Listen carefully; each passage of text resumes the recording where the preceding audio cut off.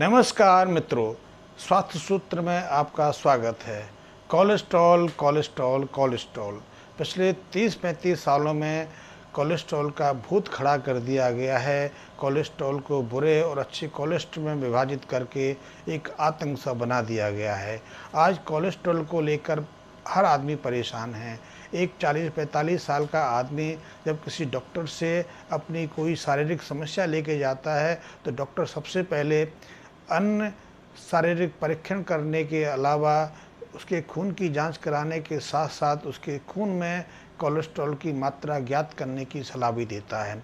Cholesterol के लिए doctors आजकल लिपिड प्रोफाइल तैयार कराते हैं। लिपिड प्रोफाइल के अंदर कोलेस्ट्रॉल के साथ में ट्राइग्लिसराइड, VLDL, HDL और DLP जैसी कई चीज़ें देखने को कोशिश की जाती है और इससे आदमी के अंदर यदि कोलेस्ट्रॉल की मात्रा ज़्यादा रहे तो उसके अंदर भय बैठा दिया जाता है कि कोलेस्ट्रॉल के कारण तुम जल्दी बूढ़े हो जाओगे, जल्दी बीमार पड़ोगे, आपके चेहरे पर झुर्रियाँ उतर आएंगी। कोलेस्ट्रॉल की मात्रा ज़्यादा रही तो आप हार्ट पेशेंट बन जाएंगे, आपको हार्ट अटैक आ सकता है, आपकी आयु 10 से 15 साल घट जाएगी, आप हाई ब्लड प्रेशर के रोगी हो सकते हैं। और यदि आपने अपने कोलेस्ट्रॉल पर कंट्रोल नहीं किया तो इसके कारण आपको ब्रेन स्ट्रोक भी आ सकता है। और हाई कोलेस्ट्रॉल के कारण आपकी जो रक्त धमनियाँ हैं अंदर से हार्ड होके सख्त हो जाएंगी, उनमें कम मात्रा में रक्त प्रवाह हो पाएगा। इसके कारण आपकी किडनियाँ खराब हो जाएंगी, आपकी आंखें खराब हो जाएंगी। और यदि कोलेस्ट्रॉल के कारण आपकी कोरोनरी आर्टरीज में चर्बी की परत जमने लगी तो उससे आप सीधे सीधे हार्ट अटैक को इनवाइट कर रहे हैं, हार्ट अटैक को आमंत्रण दे रहे हैं, क्योंकि ये आपकी हार्ट की जो पेशियां हैं उनको कमज़ोर करेगा और आप हार्ट के मरीज हो जाएंगे। इसलिए कोलेस्ट्रॉल के नाम पर एक भय का वातावरण बना दिया गया है, एक चारों तरफ आतंक की ऐसी स्थिति कर दी है। लेकिन यदि यथार्थ में देखें तो आज के स्वास्थ्य विशेषज्ञ और यहाँ तक कि डॉक्टर्स भी कोलेस्ट्रॉल को लेकर कन्फर्म नहीं है, एक मत नहीं है, क्योंकि सन 2000 से पहले मानव शरीर में 300 मिलीग्राम पर 100 मिलीलीटर खून में कोलेस्ट्रॉल की मात्रा को सामान्य माना जाता था। फिर अचानक कोलेस्ट्रॉल की मात्रा को घटाकर 120 से 250 मिलीग्राम पर डेसीलीटर कर दिया गया, यानी 100 मिलीग्राम खून में खून की मात्रा यदि 120 और 30 से लेकर यदि 250 है तो सामान्य है। लेकिन ये सामान्य क्यों है कि 130 और 250 में करीब करीब दुगने का फ़र्क है। यदि एक व्यक्ति के लिए 130 मिलीग्राम कोलेस्ट्रॉल सामान्य है तो दूसरे व्यक्ति के लिए 250 मिलीग्राम कोलेस्ट्रॉल कैसे सामान्य हो सकता है। लेकिन फिर भी वो एक एवरेज दर्शाते हैं कि 250 मिलीग्राम तक भी कोलेस्ट्रॉल नॉर्मल माना जा सकता है। लेकिन ये कई संस्कृतियों के लिए अलग है। जो लोग शाकाहार पर विश्वास करते हैं उनके लिए कोलेस्ट्रॉल का लेवल कम रहेगा तो 120 है, लेकिन जो मांसाहार पर निर्भर हैं, जो मांसाहार का ज़्यादा सेवन करते हैं, उनके लिए कोलेस्ट्रॉल 250 तक भी सामान्य है। ये एक मत भिन्नता है क्योंकि वो इस पर स्वयं भी कन्फर्म नहीं है कि कोलेस्ट्रॉल का लेवल को कहाँ निर्धारित करें। इसी तरह कोलेस्ट्रॉल की जब आगे रिसर्चें हुई तो पता चला कि कोलेस्ट्रॉल नहीं, उसका एक छोटा भाई भी है। इसे उन्होंने LDL नाम दिया, लो लिपोप्रोटीन दिया। उसका लेवल यदि हमारे खून में 120 से लेकर 130-35 तक है तो ठीक है, उससे ज़्यादा है तो वो ख़तरनाक है। फिर कुछ दिनों के बाद पता चला कि DL का भी छोटा भाई है, इसको VDRL कहते हैं, वेरी लो डेंसिटी लिपोप्रोटीन। यदि उसका लेवल 30-35 से 100 मिलीग्राम तक है तो ठीक है, यदि उसके ऊपर है तो ये खतरनाक है। फिर एक अलग अध्ययन से पता चला कि यदि इनके अलावा ट्राइग्लिसराइड का लेवल भी यदि असामान्य है, ट्राइग्लिसराइड का लेवल यदि 60 से लेकर 150 मिलीग्राम पर डेसीलीटर है, 100 मिलीलीटर खून है तो सही है, उसके ऊपर है तो खतरनाक है। लेकिन एक चीज़ है कि जो कोलेस्ट्रॉल है एक चर्बी का रूप है, वसा का रूप है, एक फैट का रूप है, और फैट हमारे भोजन का तीसरा प्रमुख अंग है। एक पहला अंग है कार्बोहाइड्रेट, दूसरा है प्रोटीन और तीसरा है फैट। फैट हमारे भोजन का एक अति महत्वपूर्ण अंग है, और इसी फैट के बारे में पिछले 30, 35, 40 सालों में एक कन्फ्यूजन है, एक संघर्ष है कि कोलेस्ट्रॉल को मूल्यवान माना जाए कि उसको बीमारी या आतंक का एक रूप दे दिया जाए। क्योंकि यदि भोजन का अंग है, एक पोषक है, तो इसको हम असामान्य कैसे कह सकते हैं? क्योंकि फैट भी, ये वसा भी हमारे शरीर के लिए अति आवश्यक है, क्योंकि ये शारीरिक निर्माण के लिए, ऊतक की संरचना में और जो हमारी कोशिकाएं होती हैं उनकी झिल्ली बनाने में प्रोटीन फैट की बहुत ज़रूरत रहती है। और हमारे मस्तिष्क में फैट की परसेंटेज अन्य अंगों की तुलना में ज़्यादा रहती है। मस्तिष्कीय कार्य के लिए, मस्तिष्क संरचना के लिए, मस्तिष्क की जो कार्य क्षमता है उसके लिए फ़ैट की बहुत आवश्यकता है। यदि शरीर में फैट की कमी रहे तो मन हमारा, मस्तिष्क हमारा अविकसित रह जाता है, हम उलझे रहते हैं, सही निर्णय नहीं ले पाते। लेकिन फिर अध्ययनों से फैट को डिवाइड किया गया, फिर कहा गया कोलेस्ट्रॉल अपनी जगह है, लेकिन कोलेस्ट्रॉल बुरा है, लेकिन एक अच्छा कोलेस्ट्रॉल भी है जिसको HDL कहते हैं, हाई डेंसिटी लिपोप्रोटीन। ये इसका यदि लेवल ज़्यादा है तो वो स्वास्थ्य की निशानी है, यदि इसका लेवल कम है तो वो अस्वास्थ्य की निशानी है, हमारे बीमारी की निशानी है।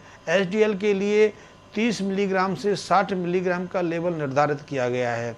वो बढ़ा हुआ अच्छा है, कम यदि है तो बुरा है। तो अब इसके हिसाब से वो साइंटिस्ट कहते हैं, शरीर शास्त्री कहते हैं कि शरीर के लिए अति आवश्यक फैट तो बहुत ज़रूरी हैं, लेकिन कोलेस्ट्रॉल जैसे बुरे वसाएं, बुरी चर्बी, बुरे फैट बुरे हैं। इसलिए एक विभाजन है, कन्फ्यूजन है, अभी एक निर्णय पर नहीं है। लेकिन हम एक चीज़ देखेंगे कि आखिर ये फैट हमारे शरीर में आता कहाँ से है, और इस शरीर में, हमारे शरीर में इस कोलेस्ट्रॉल का लेवल बढ़ता कैसे है, या फैट हमारे शरीर में कब एक नुकसानदायक तत्व का रूप लेती है।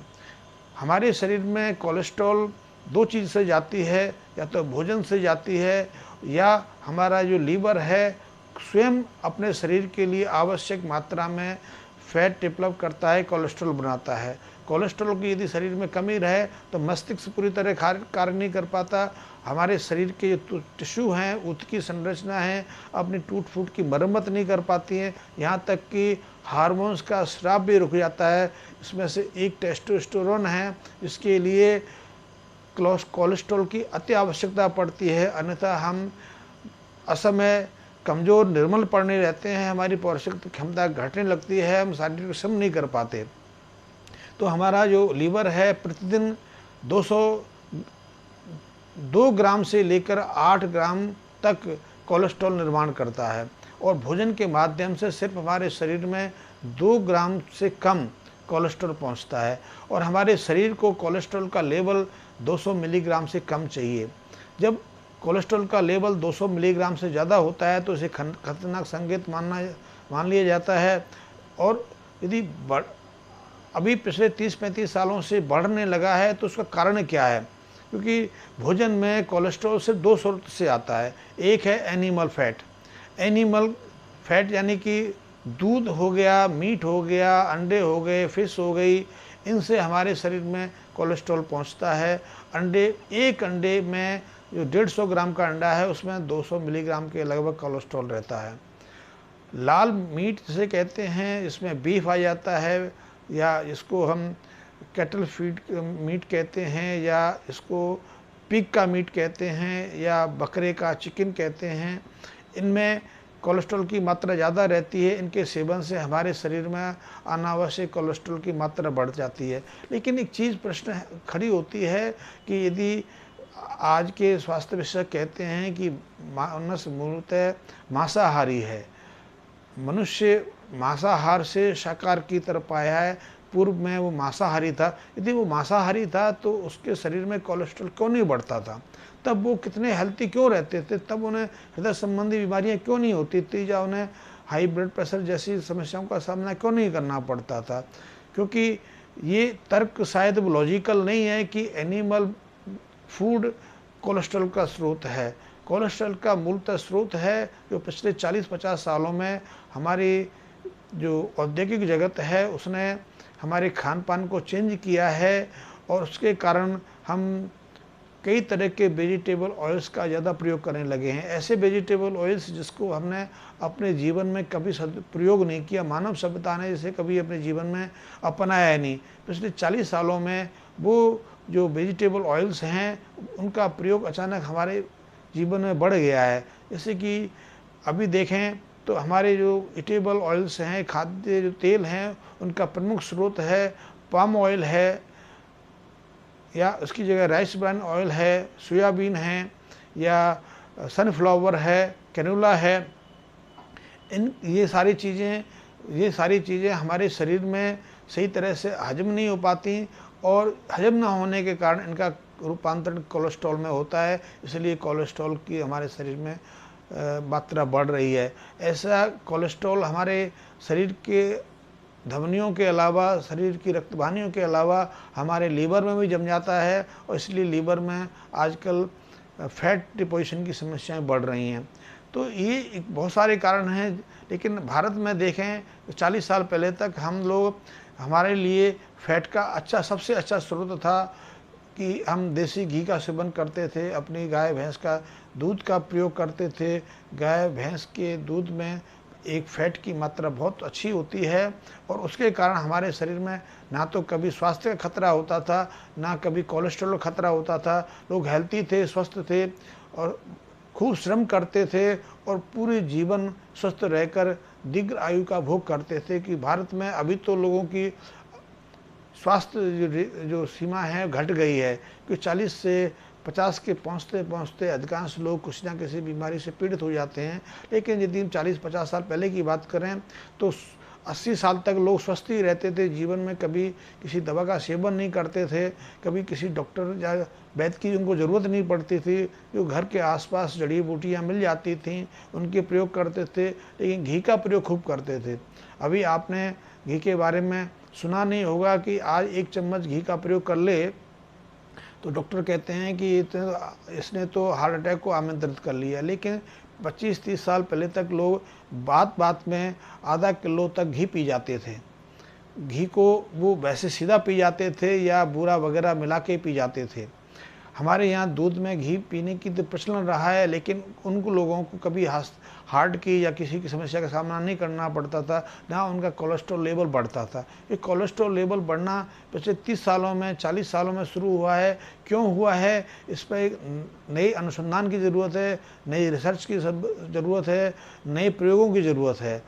आज भी यदि हम सादा आहार सेवन करें, दूध का प्रयोग करें, घी का प्रयोग करें, घी में देसी घी का, मैं वेजिटेबल ऑयल्स की बात नहीं कर रहा, मैं डालडा घी की बात नहीं कर रहा, कि डालडा घी का जो निर्माण है वो वेजिटेबल ऑयल से होता है। उसको हाइड्रोजनेट करना पड़ता है, हाइड्रोजन की गैस से उसको रिएक्शन देके उसको गाढ़ापन देना पड़ता है, घी का रूप देना पड़ता है, और वो हमारे लिए बहुत हानिकारक है। क्योंकि ऐसा घी हमारे शरीर में पूरी तरह डाइजेस्ट नहीं होता, पचता नहीं है, हमारे लिए नुकसानदायक होता है। और ऐसा घी ही हमारे शरीर के अंदर जाके हमारी धमनियों के अंदर जमता है, हमें हार्ट का रोगी बनाता है, हमारे लीवर में जमता है तो हमें लीवर का रोगी बनाता है, हमारी किडनी में जमता है तो हमें किडनी रोग बनाता है। लेकिन यदि हम देसी घी की बात करें, देसी घी में अद्भुत गुण हैं जो हमें कोलेस्ट्रॉल जैसी समस्या से तो बढ़ाते ही हैं, वो हृदय को मजबूत भी करते हैं, हमारे हृदय को सशक्त भी बनाते हैं।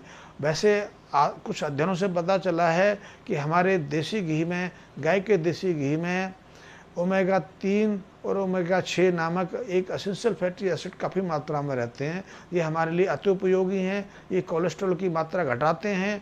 यदि हमारे शरीर में कहीं कोलेस्ट्रॉल जम गया है तो उसको पकड़ पकड़ के लीवर तक ले जाते हैं और शरीर से बाहर निकालने की प्रयास में जुड़ते हैं। इसी तरह यदि हम मोटा अनाज का सेवन करते हैं, हम फाइबरस युक्त आहार का सेवन कर सकते हैं, हम फल सब्जियों का अति प्रयोग करते हैं, तो उसके कारण भी हमारे शरीर में कोलेस्ट्रॉल का ना तो निर्माण होता है ना कोलेस्ट्रॉल जमता है। कोलेस्ट्रॉल उसका स्वतः निष्कर्षण होता रहता है, तो हमारे लिए वो सही है। कोलेस्ट्रॉल के बारे में हमें बहुत ज़रूरी जानना है कि कोलेस्ट्रॉल 2 चीज़ से घट सकता है। पहला है हम आहार को बदलें, आहार का सही प्रयोग करें। दूसरा हम शारीरिक श्रम करें, हरी सब्जियों पे जाएं, फलों पे जाएं, ये हमारे लिए बहुत आवश्यक है। कोलेस्ट्रॉल का एकमात्र स्रोत हमारे शरीर में या तो वेजिटेबल्स ऑयल्स हैं या रिफाइंड ऑयल्स हैं। देसी घी, दूध, दही में कोई कोलेस्ट्रॉल नहीं रहता। वो हमारे लिए बहुत मूल्यवान हैं, बहुत उपयोगी हैं। और ये कोलेस्ट्रॉल का चर्चा तो बहुत विस्तृत है, इस पर आगे भी मैं कुछ जानकारी देने की प्रयास करूँगा। और यदि आप इस संबंध में मुझसे कुछ अतिरिक्त जानकारी लेना चाहें तो आप मेरे कमेंट बॉक्स में मैसेज दे सकते हैं, मैं इस पर जानकारी देने की कोशिश करूंगा। और एक आपसे रिक्वेस्ट है कि आपको यदि मेरा वीडियो पसंद आते हैं, वीडियो मेरे हल्के फुल्के हैं लेकिन जानकारी से भरपूर हैं, इसलिए आप इसको उस महत्व के रूप में देखें और इसको खुद भी पसंद करें, लाइक करें और इसको सब्सक्राइब करें, जिससे कि मैं प्रोत्साहित हो सकूं। धन्यवाद।